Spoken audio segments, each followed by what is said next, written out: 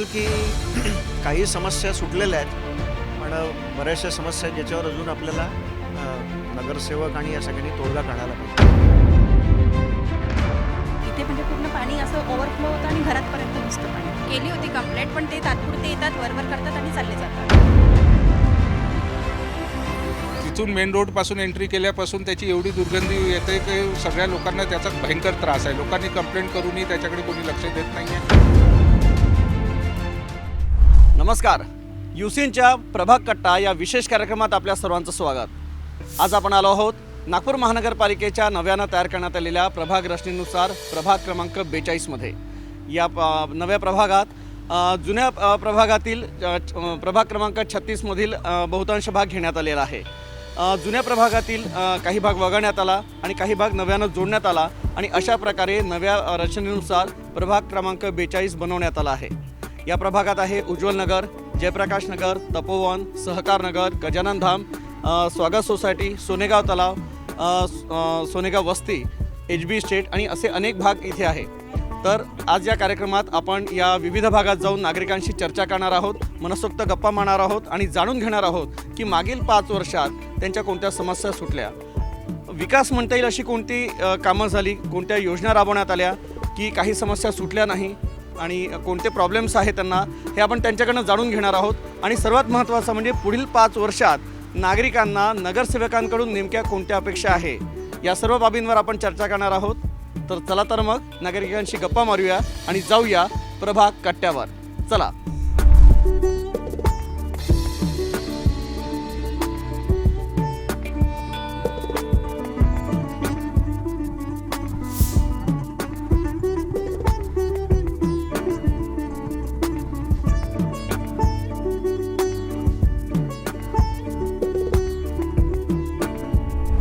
आज आपण आलो आहोत सहकारनगरची ओळख असलेल्या संत गजानन महाराज मंदिरामध्ये. आपण आधी महाराजांचं दर्शन घेऊया आणि नागरिकांकडून जाणून घेऊया की या भागात नेमक्या काय समस्या आहे. चला.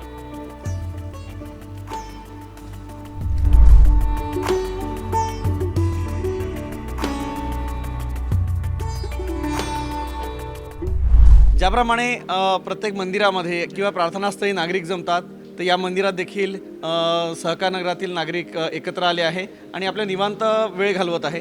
तर आपण त्यांच्याकडून जाणून घेऊया की सहकार नगरात नेमका काय समस्या आहे, मागील 5 वर्षात कुठल्या समस्या सुटल्या आणि आगामी 5 वर्षात कोणत्या अपेक्षा आहे. तर आपण नागरिकांकडून जाणून घेऊया. काका नमस्कार. तुम्हाला कल्पना आहेच की निवडणुका तोंडावर आल्या आहेत, म्हणजे 5 वर्षाचा कार्यकाळ संपला. आता या 5 वर्षाच्या कार्यकाळामध्ये कोणती कामं झाली किंवा काय अपेक्षा होत्या तुम्हाला, कोणत्या पूर्ण झाल्या, काय सांगाल तुम्ही? नाही, आता 5 वर्षाच्या ह्याच्यात अपेक्षा तर अशा होत्या की स्वच्छता असावी, रस्ते असावे, त्याच्यानंतर तुमचे लाईटचे सर्व पद्धती व्यवस्थित व्हावे आणि तेवढं काम आमच्याकडून झालेलं आहे. काका तुम्ही काय सांगाल?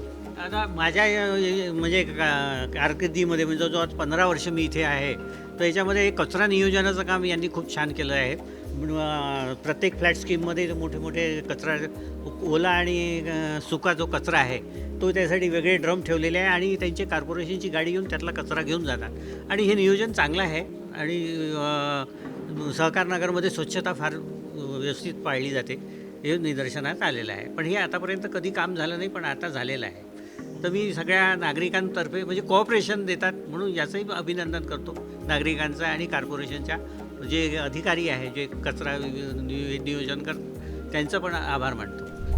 मेरा कहना है क्या है कि गार्डन में जो है इंस्ट्रूमेंट लगाए हैं वो ठीक नहीं, ये नहीं हो रहा, ठीक से करना चाहिए. बच्चे लोगों को क्लीन खेलने के लिए अच्छे से इंस्ट्रूमेंट जो भी लगाए वो सब ठीक करके क्लीन रखना चाहिए. वॉकिंग के लिए भी अच्छे से सुविधा करना चाहिए, क्लीन करना चाहिए उन लोगों ने. म्हणजे एकंदरीतच सहकारनगरमधील रस्त्यांबाबत किंवा इतर ज्या सुविधा आहेत त्याबद्दल नागरिक समाधानी आहे. मात्र या परिसरात नव्यानं तयार करण्यात आलेला डम्पिंग यार्ड असो किंवा उद्यानामधील दुरावस्था याबद्दल नागरिकांनी नाराजी पण व्यक्त केली. मात्र रस्त्यांबद्दल आणि इतर सुविधांबद्दल समाधान देखील व्यक्त केलं आहे. आता जाऊया दुसऱ्या भागामध्ये. चला. आपण आलो आहोत सहकारनगरच्या बाजारपेठेमध्ये. बाजारपेठ छोटी असली तरी या भागासाठी महत्त्वाची आहे. आपण नागरिकांकडून जाणून घेऊया की सहकारनगरच्या आणि आजूबाजूच्या परिसरातील काय समस्या आहे.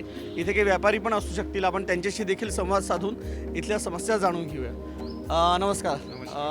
तुम्ही इथेच राहता? हो, मी प्रसन्न जिचकर सहकार नगरलाच रहिवासी आहे, अच्छा अच्छा. इथेच राहतो मी. काय सांगाल मागील आता इलेक्शन तुम्हाला कल्पना असेलच की महानगरपालिकेच्या इलेक्शन तोंडावर आहे, म्हणजे बरोबर आहे. पूर्वीचा 5 वर्षाचा कार्यकाळ हा संपलेला आहे. हो. या 5 वर्षाच्या कार्यकाळात तुम्ही काय अपेक्षित म्हणजे ज्या समस्या होत्या त्या सुटल्या का? अपेक्षित जो विकास होता तो झाला का? आणि काय सांगाल याबद्दल? आमच्या इथे सहकार नगरात विकास म्हणजे सगळ्यात मोठं म्हणजे आमच्या इथे कचरा घर आणून टाकलेला आहे. सगळ्यात मोठा विकास आमच्या नगरसेवकांनी केलेला आहे. तिथून मेन रोडपासून एंट्री केल्यापासून त्याची एवढी दुर्गंधी येते की सगळ्या लोकांना त्याचा भयंकर त्रास आहे. लोकांनी कंप्लेंट करूनही त्याच्याकडे कोणी लक्ष देत नाही आहे. त्याच्यानंतर त्या मेन रोड आहे तिथे स्ट्रीट लाईट 5 वर्षात अजूनपर्यंत एक लाईट लागलेला नाही आहे. तिथे पूर्ण अंधार राहतो. लेडीज जातात तिथे, असामाजिक लोक तिथे संध्याकाळचे उभे राहतात, पण एका जणांनीही आतापर्यंत तिथे काही केलेलं एक लाईट नाही लावू शकलं. मोठ्या मोठ्या पदावर बसलेले आहेत लोक. स्टँडिंग कमिटी चेअरमॅन चार वेळा सभापती राहिले तरीही तिथे काम नाही केलं. रोडची हालत बघा तुम्ही. सिमेंट रोड बनल्यावर तिथे गडरचे झाकणं तुटलेले आहेत, त्याच्यात गाडी फसतात. काही लक्ष नाही नगरसेवकांचं. आमचं सहकार नगर हा प्रभाग जो आहे पूर्ण दुर्लक्षित आहे. इथे कचऱ्याचं हे पडलेलं आहे बघा तुम्ही, कसे कचऱ्याचं हे पडलं आहे. ह्या रोडचं 2दा उद्घाटन केलं, अजून रोड बनलेला नाही आहे. 2दा उद्घाटन केलं त्यांनी, पण रोड बनलेला नाही आहे. इथे गड्डे बघा. इथे शौचालयाची कोणाचं एखादी जागा करायला पाहिजे ते नाही केलेलं आहे अजून.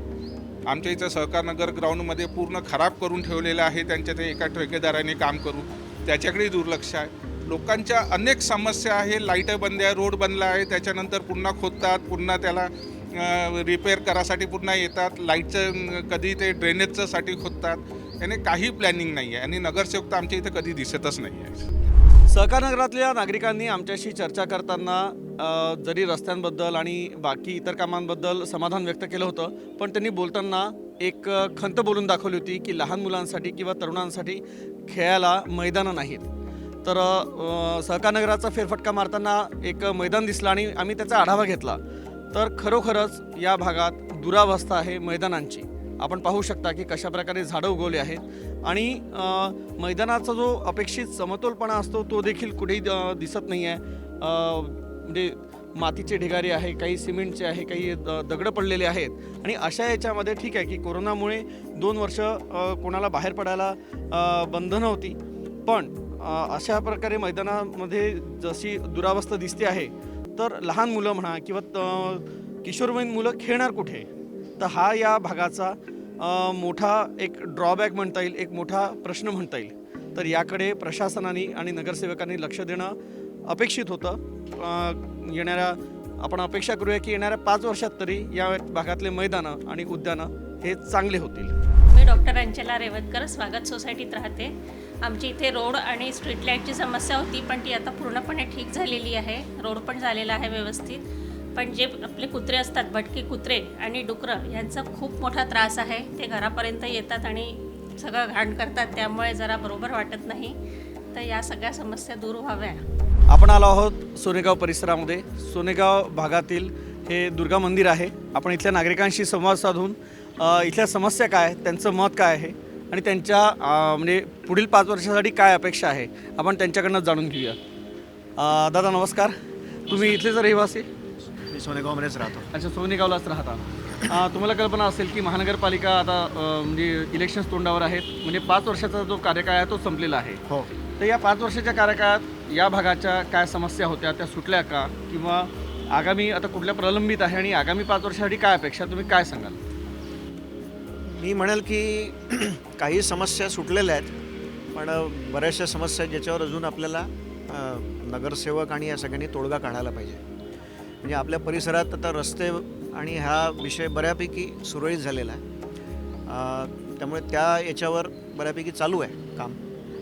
पण बाकी काही समस्या आहेत, जसं इथे ओपन प्लॉटमध्ये प्लास्टिकचा कचरा हे टाकणे, याच्यावर काहीतरी स्ट्रिक्ट ॲक्शन व्हायला पाहिजे. त्याच्यानंतर आपल्या परिसरामध्ये अजूनही आता थोडं कमी झाला आहे डुकरांचा त्रास. मध्ये त्यांनी एक टीम बोलवून ते सगळं काही हे केलं होतं. तो एक चांगला इनिशिएटिव्ह होता. तर त्याच्यापैकी तो बऱ्यापैकी कमी झाला आहे. आणि कुत्र्यांचा पण आपल्या परिसरात त्रास आहे. आता ह्या समस्या वेगळ्याच प्रकारच्या आहेत, पण आहेत. आणि मला असं वाटतं की आता करोनाचा जो काळ होता, त्या करोनाच्या काळामध्ये महानगरपालिकेकडून खूप विशेष काही झालं नाही. म्हणजे सामाजिक संघटनांकडून जसं संघ असेल, इतर संघटना असतील, त्यांच्याकडून बरेच प्रयत्न झाले. पण महानगरपालिकेकडून जे काही अपेक्षित होतं तेवढा काही प्रयत्न झाला नाही असं मला वाटतं. आणि काही ठिकाणी जसं म्हटलं की सिमेंट रोड आपल्याकडे झाले, पण सिमेंट रोड काही ठिकाणी आवश्यकता नसताना नाही झाले आणि जिथे खरंच गरज नव्हती म्हणजे डांबर रोडनी काम चाललं असतं. आणि आणखीन एक मला त्यांना विनंती अशी आहे की जेव्हा तुम्ही सिमेंट रोड बांधले तेव्हा त्याच्या बाजूला फक्त जिथे झाडं होते त्याच ठिकाणी आपण गाळे सोडले.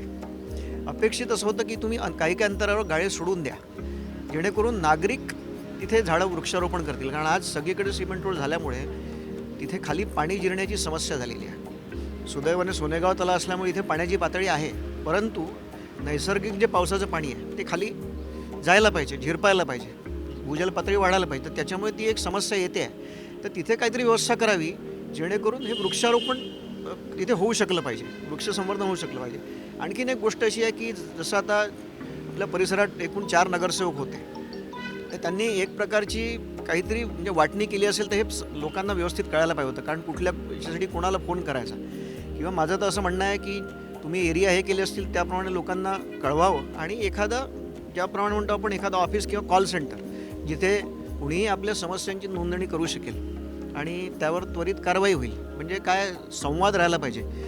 मला असं वाटतं की नगरसेवक जे आहेत त्यांनी एक पिरियॉडिकली एक दर काही दिवसांनी एक साधारण चक्कर मारणे, आढावा घेणे, बऱ्याच गोष्टी असतात ज्या त्यांना सहज होण्यासारख्या असतात. तर ते जर केलं तर संवादही, परस्पर संवाद जो आहे नागरिकांचा आणि नगरसेवकांचा तो वाढेल आणि समस्या सोडण्यास मदत देखील होईल. म्हणजे चांगला संदेश जाईल. तर या दृष्टीने नगरसेवकांनी आगामी काळात हे करावं. म्हणजे काही गोष्टी झाल्या आहेत पण ज्या झाल्या नाहीत, प्रलंबित आहेत, त्या आणखीन कशा होतील याचा प्रयत्न त्यांनी पुढे करावा अशी आमची अपेक्षा राहील.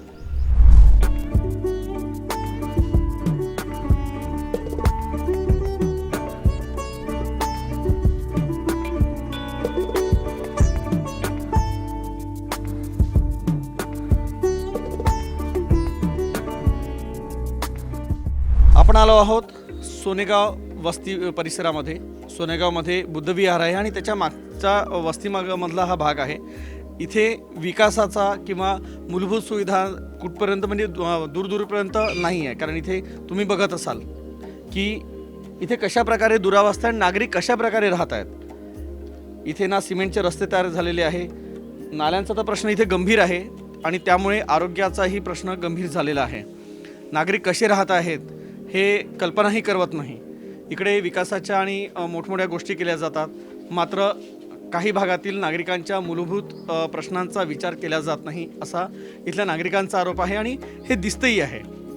तर आपण इथल्या नागरिकांशी आपण जाणून घेऊया आणि नगरसेवकांकडून किंवा प्रशासनाकडून का दुर्लक्ष झालं याचे आढावा घेऊया. चला.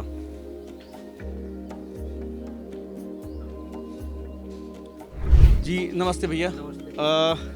आप यहाँ पे रहते हैं? हाँ, ये घर है। क्या प्रॉब्लम है आप एग्जैक्टली? प्रॉब्लम ये है कि यहाँ की वहाँ से लेके यहाँ तक पूरी गटर लाइन्स चौक है और खंबे में लाइट भी नहीं है, 2-4-5 साल हो गए.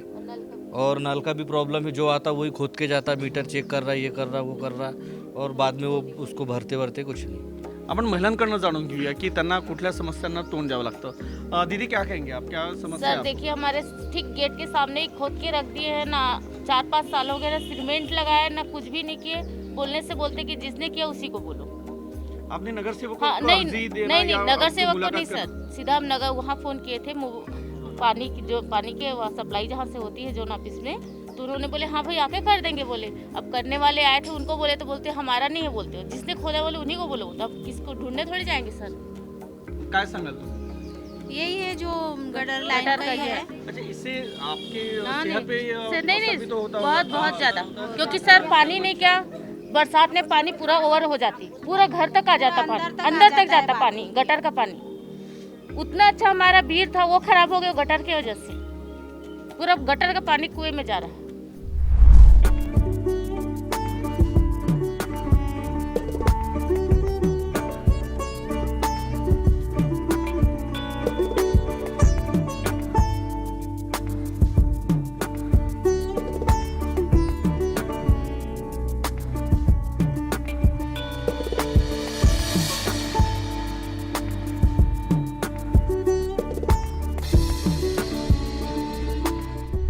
आपण सोनेगाव जुनी वस्तीच्या थोड्या आतील भागात आहोत.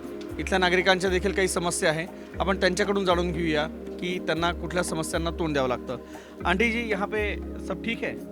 ठीक कुछ भी नहीं है. यहाँ पे इतना गटर भर रहा है, कम से कम 2-1 साल हो गए गटर का प्रॉब्लम हो रही है. इतना भर जाता है कि पूरे बच्चे लोग यहीं पे खेलते हैं और इतना इतना पानी रहता है, कम से कम 2 फुट तक के पानी इतना आ जाता है यहाँ पे.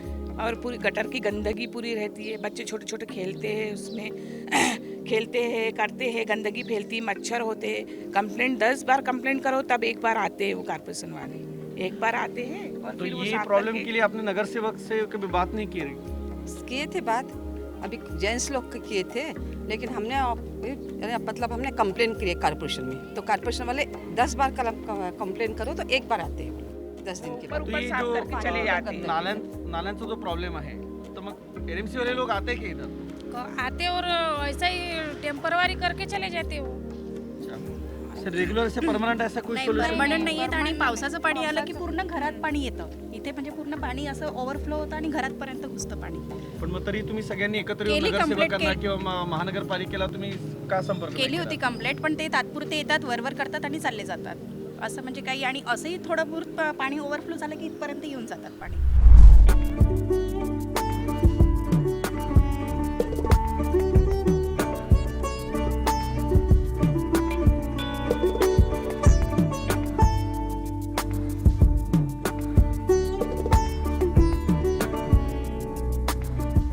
तो क्या लगता है कि आपके इस एरिया में क्या समस्या है और क्या होना चाहिए?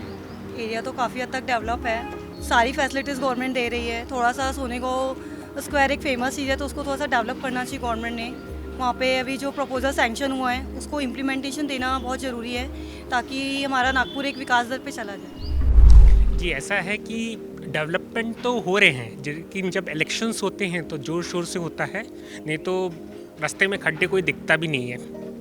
और हमारे एरिया का ही देख लीजिए, मेरे घर के सामने रास्ता बना है, उन्होंने रोड एक्सटेंड किया, 2 कार आ जा सकते ऐसे डांबर रोड बनाए. उसके बाद उनको ख्याल है कि बारिश की पानी है, उसके लिए कुछ उन्होंने सुविधा बनाया नहीं है, तो रोड को खोद दिया. अभी सुनने में आया स्ट्रीट लाइट्स डालने वाले, उसके लिए वापस खोदने वाले, उसके बाद रोड बनाएंगे, पता नहीं. सो अभी नागपुर में ही नहीं, सारे देश में ऐसा ही है. इनके डिपार्टमेंट में कोई इतना क्वालिफाइड नहीं है कि प्रॉपर प्लान ऑर्गेनाइज कर सके. और ये सब जो डेवलपमेंट के नाम पे खर्चा कर रहे हैं, ये सब तो आम आदमी के टैक्सेस से ही जा रहे हैं. तो इतनी महंगाई बढ़ रही है, प्रदूषण फैल रहा है, तो क्या कर रही है गवर्नमेंट? फिर थोड़ा सिस्टमेटिक काम करे तो हमको भी ट्रस्ट आएगा, भरोसा आएगा. मतलब बाकी डिपार्टमेंट्स में आपस में कोऑर्डिनेशन होना चाहिए, आपको ये कहना है? जी.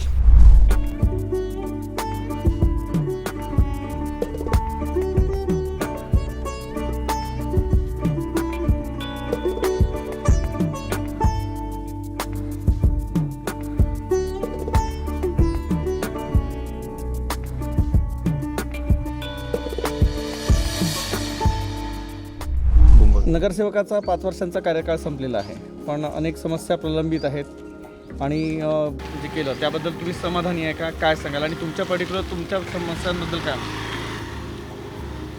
सुरुवातीला या लोकांनी आमच्या रस्त्याचं रुंदीकरण करायचं ठरवलं. आमच्याकडे डांबरी रस्ता जो होता तो त्यांनी रुंद करून दिला. आम्हाला फार आनंद झाला, चला बा काम चांगलं होत आहे.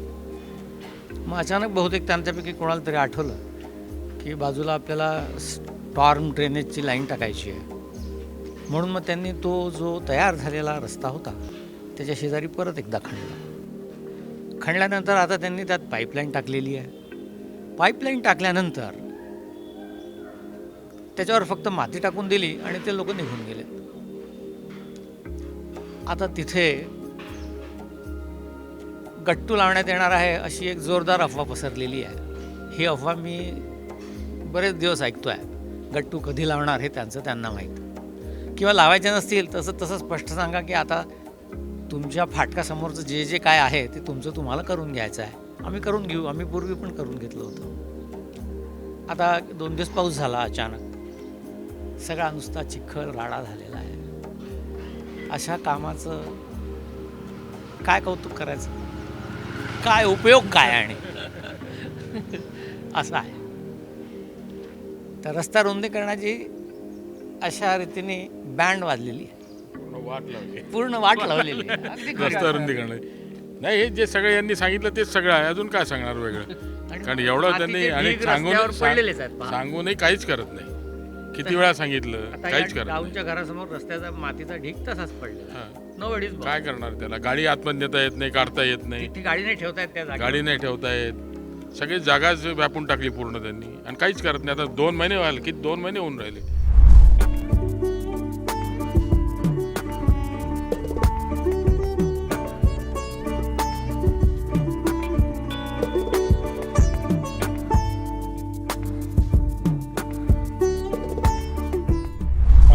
तसे इथे म्हणजे कामं पुष्कळ झालेले आहे त्यांना. म्हणजे आपण जे कामं त्यांच्याकडे आपण तक्रार नोंदवली किंवा काही सजेशन्स दिले तर ते कामं झाले. पण जसं आता रस्ते झाले होते, नवीन रस्ते झाल्यानंतरसुद्धा इथे पुन्हा खोदकाम करण्यात आलं पाईपलाईन. ठीक आहे, म्हणजे चांगल्यासाठी आहे, पण ते पूर्ण नाही करण्यात आलेलं आहे अजूनपर्यंत.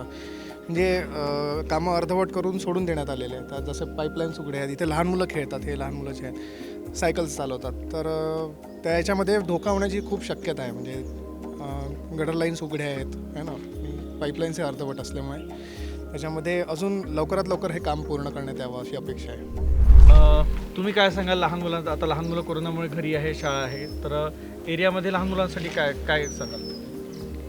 यांना खेळायला पार्क्स नाही आहेत. पार्कमधले सगळे खेळणे तुटलेले आहेत आणि रस्त्याचे कामं अर्धवट झाले असल्यामुळे त्यांना सायकल वगैरे सुद्धा चालवता येत नाही. गार्डनमधले खेळणे रिपेअर केले पाहिजे, सगळ्यात महत्त्वाचं आहे. बरं, रस्त्याचं काम अर्धवट असल्यामुळे त्यांना बाहेर किती वेळ खेळू द्यायचं हे पण आहे. आणि स्वच्छ असलं गार्डन फक्त त्यांनी इथं होत नाहीत, खेळणे मात्र ते रिपेअर झाले पाहिजे. आता गेल्या 2-3 वर्षापासून मुलं घरातच आहे, तर तेवढी एक सोय झाली तर मुलांना पण थोडंसं खेळायला जागा होईल.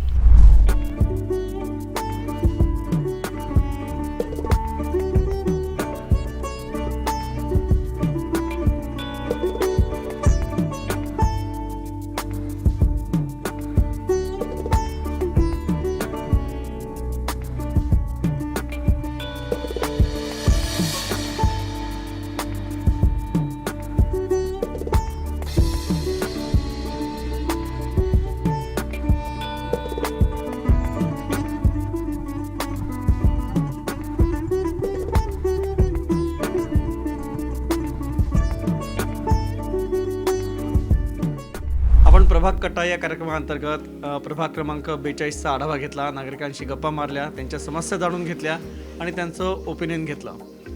काहींनी नगरसेवकांच्या कामांचं कौतुक केलं तर काहींनी आपला रोष पण व्यक्त केला. आपल्यासोबत आहेत प्रभागाच्या नगरसेविका मीनाक्षी तेलगोटे. आपण त्यांच्याकडूनच जाणून घेऊया की नागरिकांच्या मतांबद्दल त्यांची काय प्रतिक्रिया आहे. नमस्कार. नमस्कार. हां, आम्ही आढावा घेतला कामांचा. तर मागील 5 वर्षाच्या कार्यकाळात तुम्ही स्वतःला म्हणजे स्वतःच्या कामांचा काय आलेख व्यक्त कराल? मी भारतीय जनता पार्टीची नगरसेविका म्हणून 2017पासून कार्यरत आहे. तर त्यामध्ये आमचे जे नेते आहेत माननीय नितीनजी गडकरी आणि माननीय माजी मुख्यमंत्री देवेंद्रजी फडणवीस यांच्या नेतृत्वात आम्ही अतिशय भरीव कामे प्रभागात केलेली आहेत.